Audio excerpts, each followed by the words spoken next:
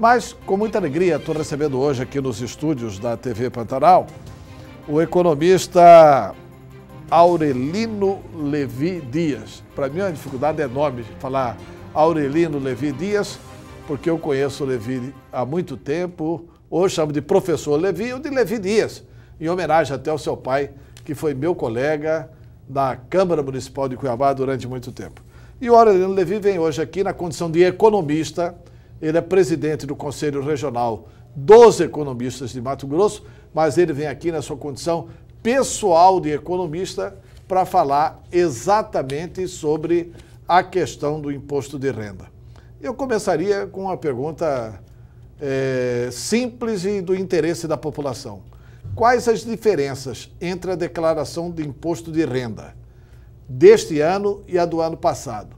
Quais mudanças que teve? Foram criadas algumas facilidades ou dificuldades para quem precisa declarar o imposto de renda? Boa tarde, um prazer tê-lo conosco, professor. Boa tarde, Antero. Realmente foram criadas facilidades no sentido de que o contribuinte pudesse utilizar da certificação digital e, nesse caso, ele não teria a obrigatoriedade de informar a sua receita, a sua renda. A própria receita, para essas pessoas que têm a certificação digital, ela já faz um preparatório e já possibilita isso na própria rede.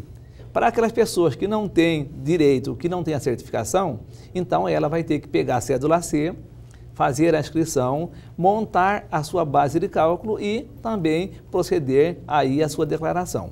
O que é ruim para o contribuinte, Antero, assim, ponto a ponto, é que o governo federal não alinhou a tabela do imposto de renda por mais de 7 anos. Não, mas antes de falar do reajuste ou não da tabela, como é que consegue essa certificação digital? Ainda há tempo de conseguir isso? Há tempo, sim.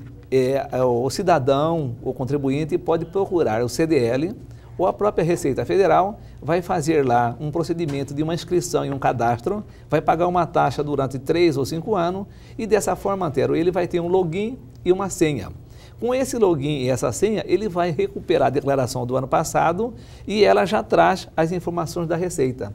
Feito isso, é simplesmente ele colocar na sua declaração as suas despesas, né? As aquisições que houve ou as vendas que aconteceram durante esse período e proceder aí o ajuste para receber ou para pagar o imposto. Lembrando a vocês que a maior dificuldade que nós temos não é de pagar ou receber, é essa falta da atualização que penaliza, que vai dificultando a vida de todos os contribuintes brasileiros. Tá, vamos agora à questão da atualização. Por que é que os economistas sustentam que o governo federal, ao não atualizar a tabela do imposto de renda, na verdade causa um prejuízo para o contribuinte, para o declarante do imposto de renda? Em que vocês se baseiam para fazer essa afirmativa? A falta dessa atualização na tabela do imposto de renda vai fazer com que o dado da nossa receita ela não seja atualizada e, consequentemente, o governo vai ter uma parcela maior das pessoas que vão fazer o pagamento do imposto. Ora, se eu não atualizei, se esse ano eu tivesse que recolher R$1.000 de impostos a pagar e se eu tivesse tido a atualização dos últimos 4 anos, esse valor, Antero, cairia para R$200 ou 150.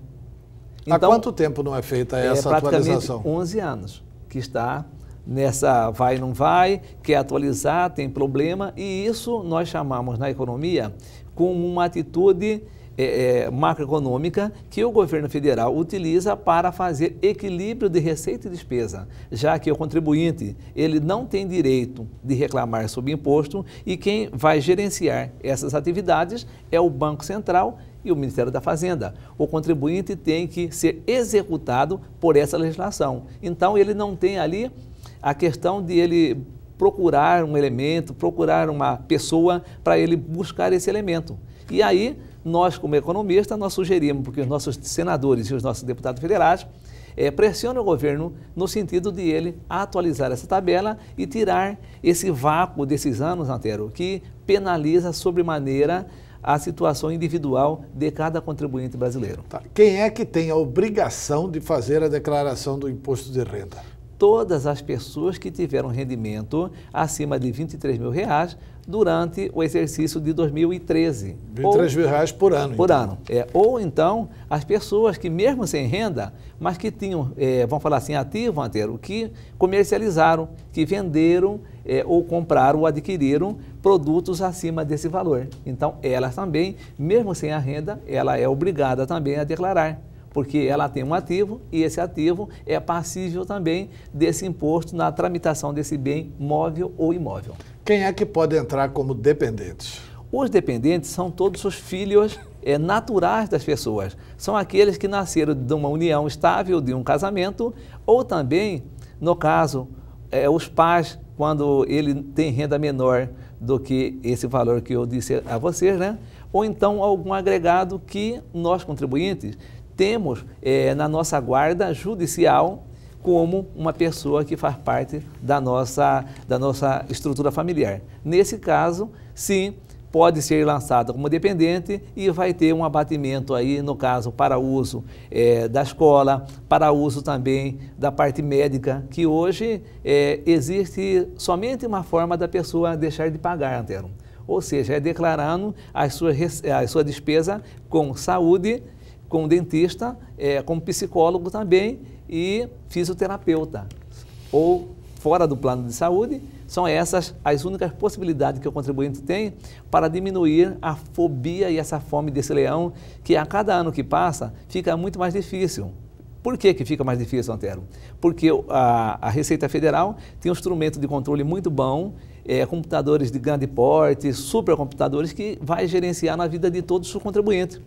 E quem é que vai pagar o imposto no Brasil? São todos os assalariados, todas as pessoas físicas e jurídicas que têm renda. Quem é que não paga, Antero? Quem não paga são os políticos, porque a legislação permite que eles não tenham a sua renda tributada, por isso eles têm o direito de não pagar imposto. Que eu, pessoalmente, acho que é uma coisa muito desigual, porque o servidor público, o servidor de uma área privada, ele recebe essa despesa na sua fonte, ou seja, ele nem não recebe o dinheiro.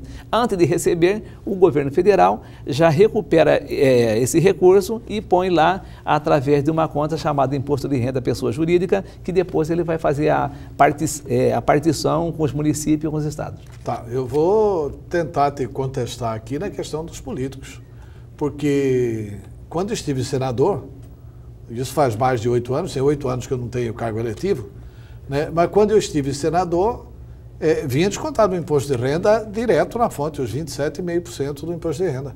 Bom, porque... E isso deve continuar ocorrendo no Senado, por causa do aumento do salário de cada senador. Nós estamos tendo uma mudança estrutural na economia.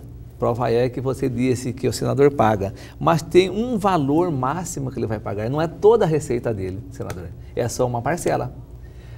Tem determinadas verbas... Mas essa isenção é legal. É legal, porque está no decreto federal. Tudo que está no decreto federal, você não tem como contestar. Nós temos que fazer aquilo que a legislação permite que ela cobra. Já que ela cobrou, nós somos obrigados a realizar. Determinadas verbas não são passíveis disso.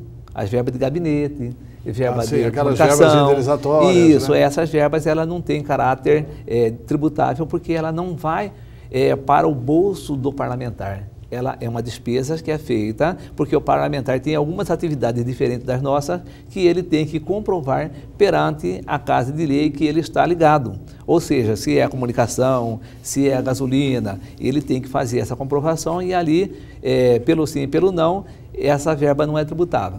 Então, a gente tem uma melhoria, mas a gente não pode esquecer que essa evolução na tabela ela tem que ser feita urgentemente, sob pena até das pessoas terem, a cada ano que passa, uma renda menor, e com uma renda menor, Antero, o cidadão ele vai ter que cortar a despesa. Cortar a despesa significa não ter lazer, ter dificuldades na sua alimentação, no seu transporte público coletivo, ou mesmo em atividades essenciais, como é o caso de saúde. Nós conhecemos aqui em Mato Grosso e no Brasil inteiro, pessoas que, infelizmente, elas deixam de pagar o plano de saúde porque ela não tem mais essa renda suficientemente capaz de fazer a cobertura dessas despesas.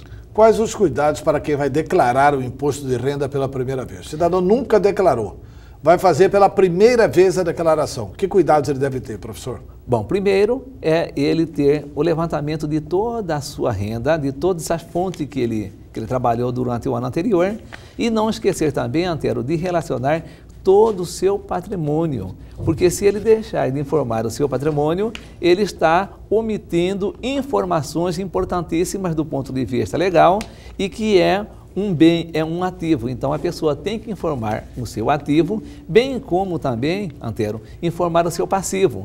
Aquelas pessoas que recorrem a banco, que pegam dinheiro emprestado, faz um CDC, ela tem que informar o total pago durante o ano e dessa forma, ela vai estar distribuindo a sua declaração de forma que a própria Receita, quando for processar essa declaração de renda, ele vai dar como uma declaração normal e regular para todo contribuinte. Tá. O André, lá da Copamil, tem perguntado o seguinte, sobre a questão do dependente. Se o dependente passou a ter renda, ele já completou 18 anos, já começou a trabalhar, passou a ter renda, ele sai do rol de dependente? Ele tem que sair do rol de dependente porque ele já tem, o próprio contribuinte já nos informou, já tem uma renda. Então ele tem que fazer a sua declaração em separado e ele não poderá mais, Antero, ser dependente dos seus pais.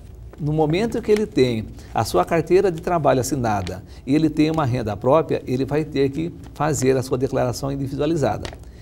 Nós temos um instrumento também que o contribuinte pode fazer a declaração em conjunto. É só simplesmente informar que esse dependente tem também a renda e pegar a renda desse dependente, também colocar na própria declaração desse titular. Dessa forma vai aumentar um pouquinho a renda e também vai aumentar também o tamanho da fome do leão, o que nós não recomendamos. Nós recomendamos que, nesse caso, o filho faça uma declaração em separada e o pai também deixe de ter o filho como dependente, mas que ele faça a dele de forma isolada, porque aí nem o filho e nem o pai vão cair na fobia desse leão. Está fácil fazer a declaração de imposto de renda? O cidadão precisa recorrer a um profissional para fazer essa declaração? 90% do Brasil, Antero, em termos proporcionais, o próprio cidadão pode fazer aí o ajuste da sua declaração. As que são mais complicadas são para as pessoas que têm 2 ou 3 fontes de renda e pessoas que têm muito bem, porque ela vai ter que relacionar o patrimônio, vai ter que relacionar as rendas extras e dessa forma fica um pouco mais complexo.